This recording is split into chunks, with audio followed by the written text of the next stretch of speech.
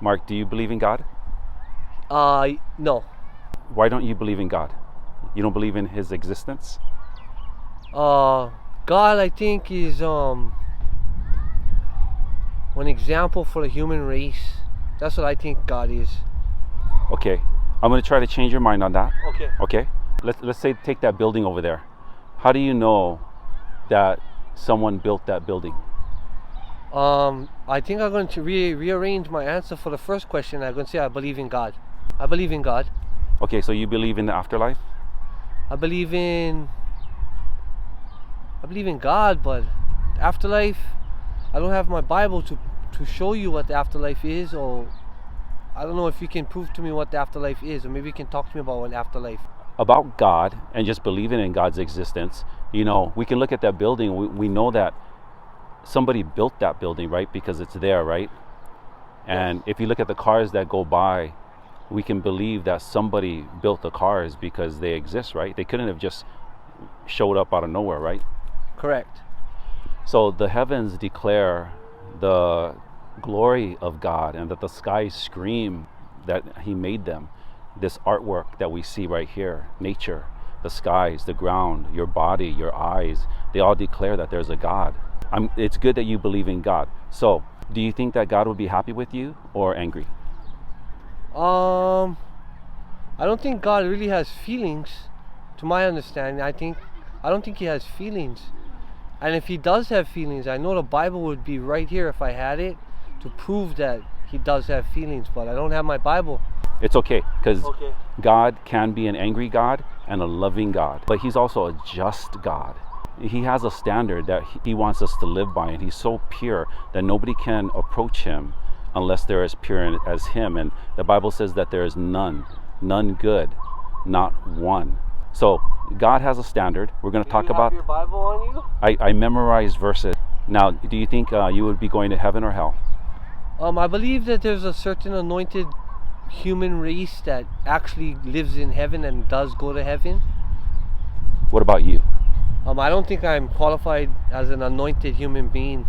Okay, Mark, I want to make sure that by the end of our conversation, this is why it's so important to me, is that by the end of this conversation, I want to make sure you know whether you're going to heaven or hell and what you need to do to either change that or be happy about it, okay? Would that be good? Yeah, see, the heaven or hell thing, I know there's a heaven, and as far as the hell, I know, I kind of believe that Satan is the ruler of this world that we live in, yeah?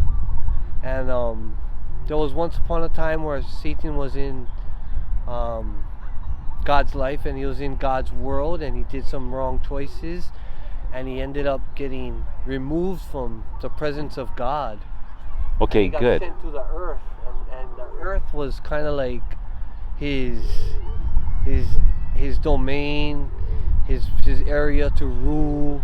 Okay, and so Mark, we don't know right now. You're not sure, so where you're gonna go. So I want to clarify that. No, I'm sure I'm not gonna go to. I'm sure I'm not gonna go to heaven because I'm not anointed. Okay. But I do believe in a paradise earth.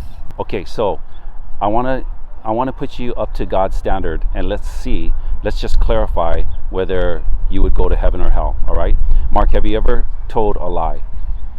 Yes. What do you call someone who's told a lie? A liar. What does that make you? That doesn't make me anything, because I did do a lie, and I did consider myself a liar. Yeah, and you and I, system is, you and I are both the same. I Yeah. I know. It's totally true. I'm beyond the judicial system.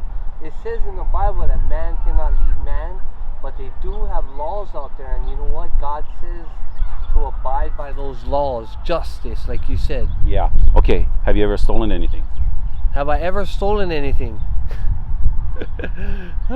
Yes. And what do you call someone who steals? A stealer. Okay. And what do I consider myself? Yes. A human being. There you go. A lying thief. How's that? Okay. Next one. Have you ever used God's name in vain? Yes. Would you ever use your mother's name in vain? Yes. Using God's name in vain, it was so serious in the Old Testament that was punishable by death. And yet today we just casually throw it around. Yeah, because we disrespect, and it shows how much we hate God. The Bible says that while we were sinners, God still loved us and that he did something for us. Jesus did come to earth to remove all sins from humans. Okay, so to set where we are right now, I'm not judging you, but I mean, the judicial system is where humans judge humans. Yeah, but you just told me that you're a lying thief, and that would be our current state. And because of that, if God were to judge you just based on those two things, I do believe would you be innocent or guilty?